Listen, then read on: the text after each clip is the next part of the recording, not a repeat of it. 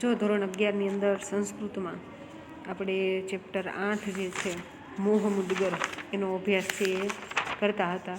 એનો ચેપ્ટર 11નો ધોરણ 11ની અંદર ચેપ્ટર 8 છે એનો અભ્યાસ કરીએ છીએ.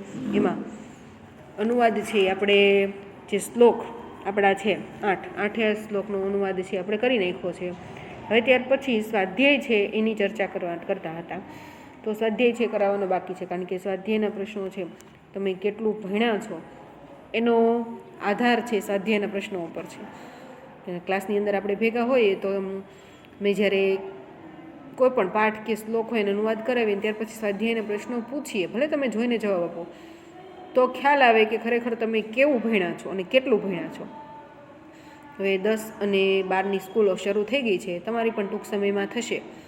એટલે બધા વિદ્યાર્થીઓએ ખાસ કહેવાનું કે જેની પાકી બુક બનાવવાની બાકી હોય એ બધા પાકી બુક બનાવવા માંડજો, કારણ કે તમે હાજર થાઓ એટલે 2 થી 3 દિવસની અંદર તમારી પાકી બુક જમા કરાવવાની રહેશે ચેક કરવા માટે. ચેક કરીને પાછી આપી દઈશું, પણ ફરજિયાત જેટલું ચાલ્યું છે એટલું પાકી બુકની અંદર અનુવાદની સાથે સ્વાધ્યાય પણ લખવાનો રહેશે. એટલે ખાસ દરેક વિદ્યાર્થીઓએ ધ્યાનમાં રાખવાનું.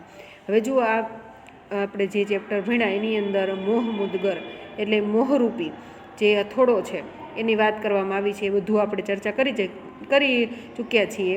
અહીંયા વિશેષ કરીને તમને 4 નોંધ આપેલી છે એની પણ ચર્ચા કરી કે મોહ મુદ્ગર એની અંદર તમને વિવરણાત્મક નોંધ પૂછાય તો કઈ રીતના લખી શકો. ત્યાર પછી મૂઢ શબ્દ છે, ત્યાર પછી નિજ કર્મપાતમ, અને ચોથું છે ભગવદ્ ગીતા. એ 4 શબ્દો છે તમને આપેલા છે.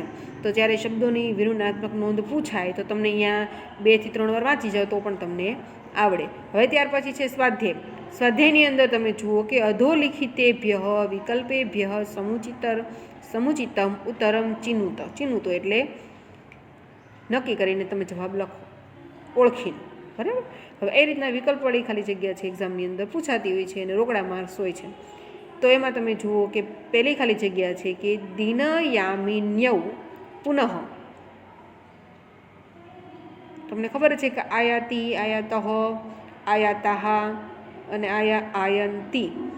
તો આપણા જે શ્લોકો ભણ્યા એની અંદર ગ્રામરની દૃષ્ટિએ જે સાચો શબ્દ હોય એ તમારે લખવાનો છે.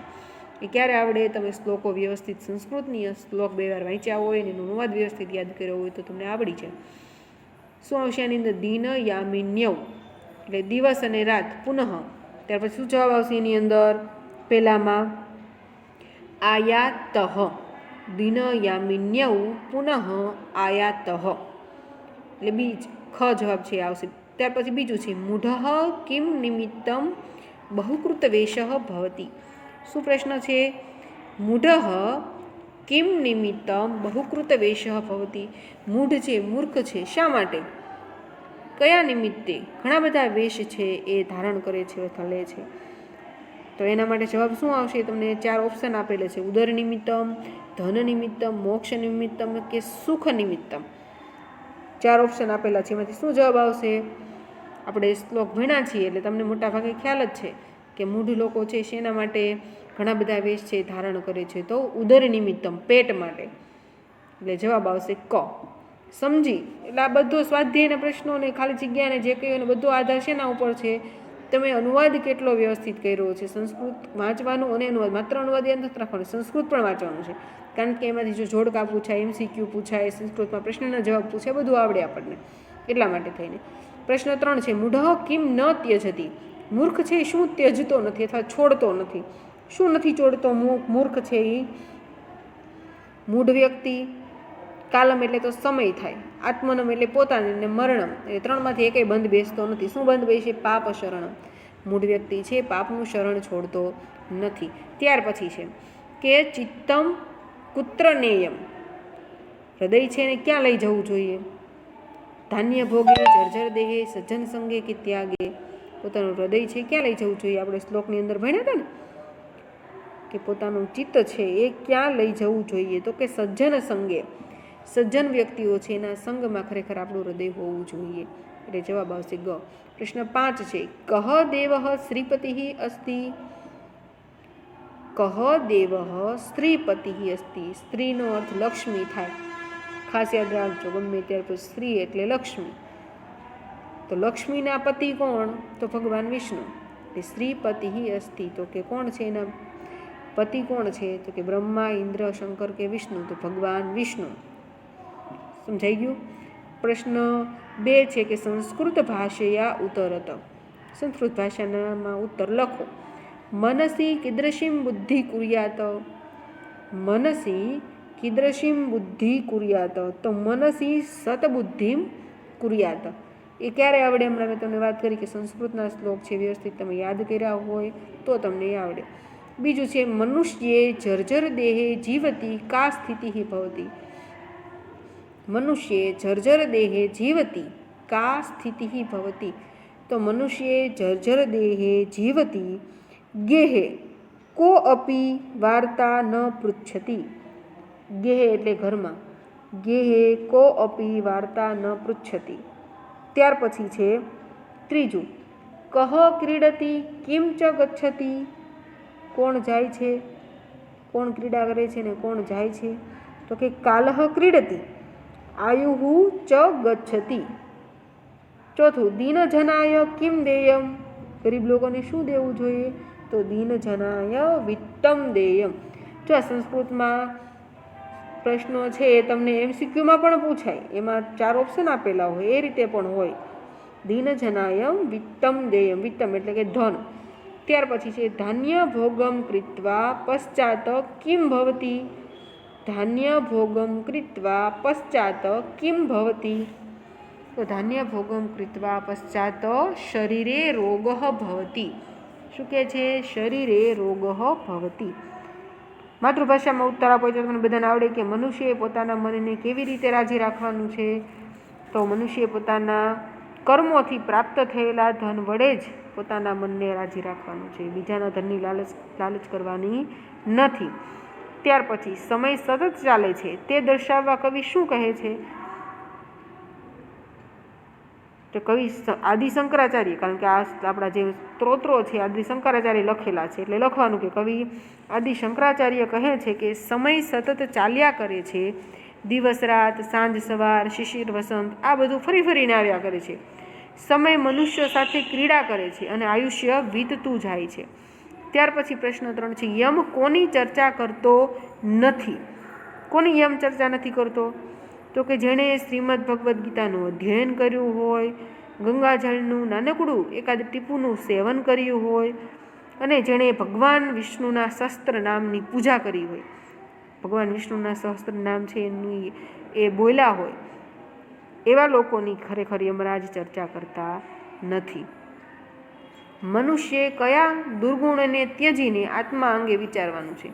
મનુષ્યએ કયા દુર્ગુણોને ત્યજીને આત્મા અંગે વિચારવાનું છે? તો કે મનુષ્યએ કામ, ક્રોધ, લોભ, મોહ વગેરે જે મનના દુર્ગુણો છે એ બધાને ત્યજી અને હું કોણ છું એવો સનાતન પ્રશ્ન છે એને ઉકેલ લાવવાનો છે અને પોતાને દેહ નહીં પણ આત્મા સમજવાનો પુરુષાર્થ કરવાનો છે કે હું એ માત્ર બાહ્ય દેખાવ છે, પણ હું કોણ છું, ખરેખર આત્મા છે, એને અમર બનાવવા માટેના પ્રયત્નો કરવાના છે. ત્યાર પછીનો પ્રશ્ન છે કે આત્મજ્ઞાન વગરના મનુષ્યોની શી દશા થાય છે? આત્મજ્ઞાન વગરના મનુષ્યોની શી દશા થાય છે? તો આત્મજ્ઞાન વગરનો મૂઢ માણસ છે એ ખરેખર નરકમાં પડ્યો રંધાય છે. આપણે જે શ્લોકની અંદર અનુવાદ છે અને એ રીતના જ તમને જે પ્રશ્ન પૂછે એના જ વ્યવસ્થિત જવાબ તમારે લખવાના છે. ત્યાર પછીનો પ્રશ્ન છે પ્રશ્ન 6 કે પેટ ભરવા માટે મનુષ્ય શું કરે છે? કે પેટ ભરવા માટે મનુષ્ય છે એ ખરેખર એવું કહેવાય કે પેટ કરાવે વેઠ. એટલે મનુષ્યએ પેટને ખાતર ખરેખર ગમે તેવું કામ કરવું પડે છે. જો કે જટાધારી બને છે, મુંડન કરાવે છે, પછી ખેંચીને ઉખાડી નાખેલા કેશવાળો બને છે, ભગવા વસ્ત્ર ધારણ કરે છે. આવા બધા વેશ છે એ મનુષ્ય લે છે અને ખરેખર મૂઢ મનુષ્ય પેટ ભરવા માટે થઈને ઘણા બધા પ્રયત્નો છે એ કરતા હોય છે. ત્યાર પછી તમને શ્લોકો જે છે યાદ કરવાના, કંઠસ્થ કરવાના કીધા છે. એટલે આ બધા શ્લોકો છે એ તમારે પાકા કરવાના મોઢે. ત્યાર પછી સંદર્ભ નોંધ પૂછેલી છે. કાલહ ક્રીડતી ગચ્છતિ આયુહુ, એટલે કે સમય છે એ ક્રીડા કરે છે અને આયુહુ એટલે કે આયુષ્ય છે એ વીતતું રહે છે. તો તમને વારી ઘડી કીધેલું છે કે પહેલા પેરેગ્રાફની અંદર તમારે એ પહેલાં તો તમારે અનુવાદ લખવાનો, ત્યાર પછી સ્પષ્ટીકરણની અંદર આદિ શંકરાચાર્ય રચેલા જે સ્તોત્રો છે એમાંનું મોહમુદ્ગર નામનું જે સ્તોત્ર છે એમાંથી આ પદ્ય લેવામાં આવેલું છે. અને પ્રસ્તુત સ્તોત્ર છે એમાં ખરેખર માણસ છે એ માણસ બની રહે અને બીજાના ધનની લાલચ ન કરે, બીજાના સુખની લાલચ ન કરે, એવું ખરેખર અહીંયા બતાવવામાં આવેલું છે. અને આપણા જીવનની અંદર પણ ઘણી બધી આપણી મર્યાદાઓ છે, સુખ આદિ સાધનો છે એમાં પણ ઘણી મર્યાદાઓ છે કે આપણે જે કમાયેલું ધન હોય એનો આપણે ઉપયોગ કરવો જોઈએ. બીજાના ધનની અથવા તો બીજાની સુખ સમૃદ્ધિ એની લાલસા છે ન રાખવી જોઈએ. અને એવું ઘણું બધું જે આપણે ટૂંકમાં આ શ્લોકની અંદર જે સમજાવ્યું છે એ અને બાકી એના આધારિત જે કંઈ હોય એ તમે વ્યવસ્થિત સારા અક્ષરે એમાં લખી શકો છો. અને આમાં તો ખાસ કરીને કાળ ક્રીડા કરે છે અને આયુષ્ય વીતતું રહે છે, આમાં ઘણું બધું તમે લખી શકો કે સમય છે ધીમે ધીમે વહ્યો જાય છે અને આયુષ્ય ધીમે ધીમે ઓછું થતું જાય છે. એટલે ઘણું બધું આમાં તમે લખી શકો છો, પરંતુ પદ્યને આધારે જ લખાવવું જોઈએ. ત્યાર પછી બીજી સમીક્ષાત્મક નોંધ છે, માનવ વાર્તા કહ અપી ન પૃચ્છતી. કોઈ પણ ઘરમાં કોઈ પણ ખબર અંતર પૂછતું નથી. એમાં આગળ ગેહે શબ્દ છે કે ગેહે તદ અપી ન ગેહે વાર્તા કહ અપી ન પૃચ્છતી. એમાં ગેહે શબ્દ આપેલો નથી, પણ ગેહે એટલે ઘર થાય. તો ઘરમાં કોઈ પણ ખબર અંતર પૂછતું નથી, વાર્તા એટલે ખબર અંતર પૂછતું નથી. તો એમાં પણ તમે સ્પષ્ટીકરણની અંદર તો તમારે જે પેરેગ્રાફ લખવાનો છે કે આદિ શંકરાચાર્ય સ્તોત્રોમાંથી લીધું છે, મોહમુદ્ગર નામનું આ પદ્ય છે ને એ બધું તમારે લખવાનું. ત્યાર પછી આ શ્લોક, આ પંક્તિ છે જે શ્લોકમાંથી લેવામાં આવી છે એ શ્લોકનો અનુવાદ અને એના આધારે તમારે સ્પષ્ટીકરણ કરવાનું રહે.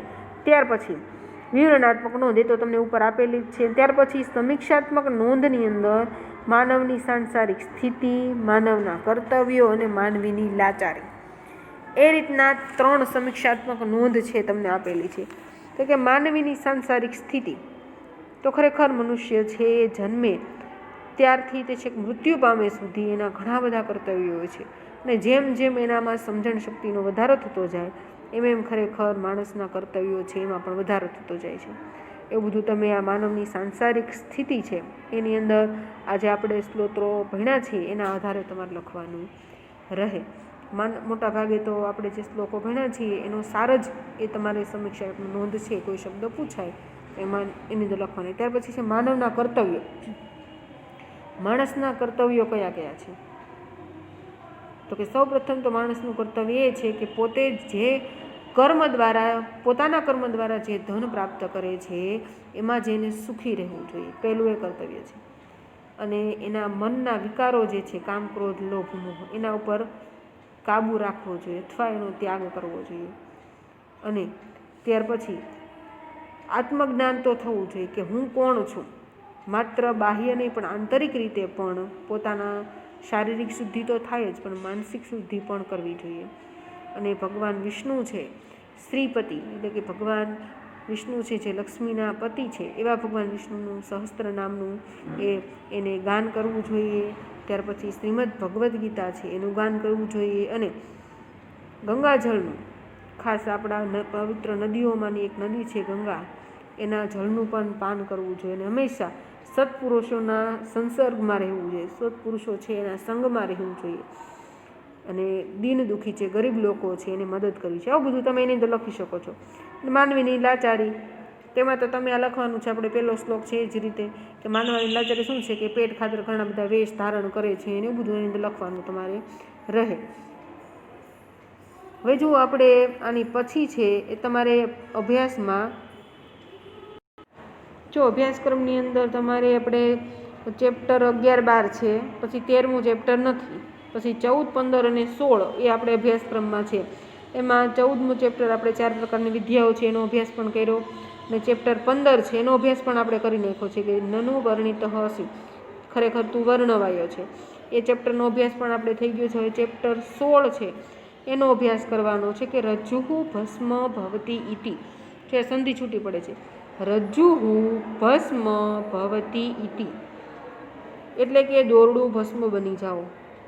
આમ તો તમને ખ્યાલ નહીં હોય કે ખરેખર આ ચેપ્ટરની અંદર છે શું, તો આપણે થોડોક તમને ખ્યાલ થોડોક છે આ ચેપ્ટરનો તમને ખ્યાલ આપી દઈએ કે ખરેખર આની અંદર છે શું.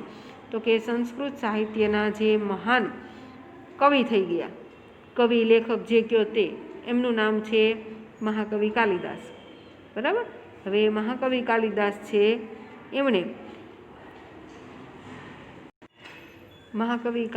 છે એમણે પોતાની બુદ્ધિમત્તા એ કઈ રીતે પ્રગટ કરી છે. આમ તો તમને ખ્યાલ જ છે કે આપણી જે વાર્તાઓ હોય, એટલે કે તમારા આપણા નાની બા કે વડીલો જે કંઈ આપણે વાર્તાઓ કહેતા હોય એની પાછળનો કંઈક ને કંઈક ઉદ્દેશ્ય હોય છે, કંઈક ને કંઈક એનો બોધ છે છુપાયેલો હોય છે. કોઈ પણ વાર્તા તમને કહેતા હોય તે, માનો કે તમે સરસ મજાનું જમતા ન હોય, નાના બાળક હોય ત્યારે તમારા ઘરની અંદર નાના બાળકો છે સરસ મજાનું જમતા ન હોય ત્યારે તમારા વડીલો છે એ પણ એ રીતે છે તમને કંઈક એવી વાર્તાઓ છે એના દ્વારા તમને બોધ આપે કે આપણે બધા જ પ્રકારના શાકભાજી હોય એ જમવા જોઈએ, ખાવા જોઈએ. કઠોળ હોય તો બધા કઠોળ ખાવા જોઈએ. એ રીતનું તમને સમજાવે, પણ વાર્તા દ્વારા સમજાવે. એટલે એવી જ કંઈક વાર્તાની અંદર પણ છે કે ઘણા એવા પ્રશ્નો હોય કે એના જવાબ છે એ અમુક વ્યક્તિઓ જ આપી શકતા હોય. એટલે એવી જ કંઈક બાબત છે આપણે અહીંયા અભ્યાસમાં છે. હવે જો એમાં પ્રસ્તુત સંસ્કૃત સાહિત્યમાં પ્રાણીઓને પાત્ર બનાવીને, એ તમને ખ્યાલ જ છે કે પંચતંત્ર અને હિતોપદેશની કથાઓ છે 10મા ધોરણમાં તમે ભણી ગયા છો. તેમાં પક્ષીઓ અને પશુઓ એને ધ્યાનમાં રાખી અને જે મૂઢ વ્યક્તિઓ છે એને જ્ઞાની બનાવવામાં આવે છે. એટલે આ બધી કથાઓ છે એનો ખાસ ઉપદેશ છે એ આપણા માટે ખૂબ લાભદાયી છે. તો એવી જ કંઈક વાત છે આની અંદર છે. તો ક્યારેક લોકમુખે રહીને સુરક્ષિત રહી છે. આવી ઘણી બધી કથાઓ છે, પહેલાંના સમયમાં પણ હતી ને અત્યારે પણ છે. એટલે લોકમુખે લોકોના એક થોડાક અમુક લોકોએ બીજા લોકોને કે બીજા લોકોએ ત્રીજા લોકોને કે પેઢી દર પેઢી એ કથાઓ છે સચવાયેલી છે. આવી કથાઓ કર્ણોપકર્ણ આપણા સુધી પહોંચી છે. આ પ્રકારની કથાઓએ એક બાજુ માનવ સમાજના ઘડતરનું કાર્ય કર્યું છે, તો બીજી બાજુ શિષ્ય ઉપદેશ માટે વિદ્વત સમુદાયને નવી નવી કથાઓ વિચારવાની પ્રેરણા કરવાનું કાર્ય પણ કર્યું છે. એટલે આવી જે કથાઓ છે, પશુ કથાઓ હોય, પ્રાણી કથાઓ હોય, પક્ષી કથાઓ હોય, તો એ બધી કથાઓ છે એ ખરેખર માનવ સમાજનું ઘડતર કરે છે, માનવ મનનું ઘડતર કરે છે. અને બીજી વાત કે શિષ્ય માટે પણ ઘણા ગુરુઓ જે છે એ સ્કૂલની અંદર હોય કે પછી કોલેજની અંદર હોય કે પ્રાથમિક શિક્ષણની અંદર હોય, જે ગુરુજનો છે, જે ટીચરો છે, એ ઘણી બધી વખત આવી કંઈક ને કંઈક નવી કથાઓ વાર્તાઓ દ્વારા પોતાના જે શિષ્યો છે એને વિદ્વાન બનાવતા હોય છે. એટલે એ માટે પણ આ કથાઓ છે ખૂબ જ ઉપયોગી છે. ત્યાર પછી તમે જુઓ કે આપણી આ જે રજૂ ભસ્મ ભવતી ઇતિ, કારણ કે સંસ્કૃતની અંદર આપણે કોઈ પણ પાઠ જોઈએ તો એ કંઈક ને કંઈક પુસ્તકમાંથી લેવાયેલો હોય. તો આપણો આ જે પાઠ છે રજૂ ભસ્મ ભવતી ઇતિ એ બલ્લાલકૃત ભોજ પ્રબંધ છે એમાં સંગ્રહિત છે, એટલે કે એમાંથી લેવામાં આવેલો છે. બલ્લાલકૃત ભોજ પ્રબંધ. આ ભોજ પ્રબંધ નામના જે નાટકો છે એની અંદર એ મહાકવિ કાલિદાસ અને ભોજ રાજા છે એના બે કાલ્પનિક પાત્રો છે, એના સંવાદો છે એને ધ્યાનમાં રાખી અને આ જે ગ્રંથ છે એની રચના થઈ છે. હવે ખરેખર આપણે આ પાઠ છે એની વાર્તા શું છે, એની અંદર કઈ વાત છે એનો ઉલ્લેખ થયો છે, કઈ વસ્તુ છે એના કેન્દ્ર સ્થાને છે, એનો અભ્યાસ આપણે આવતા લેક્ચરની અંદર કરશું. ત્યાં સુધીમાં બધાએ જે આપણે મોહમ્મદગર નામનું કાવ્ય જોયું એનો સ્વાધ્યાય ને અનુવાદ ને બધું તમારે પાકી બુકની અંદર લખી નાખવાનું છે ને યાદ પણ રાખવાનું છે.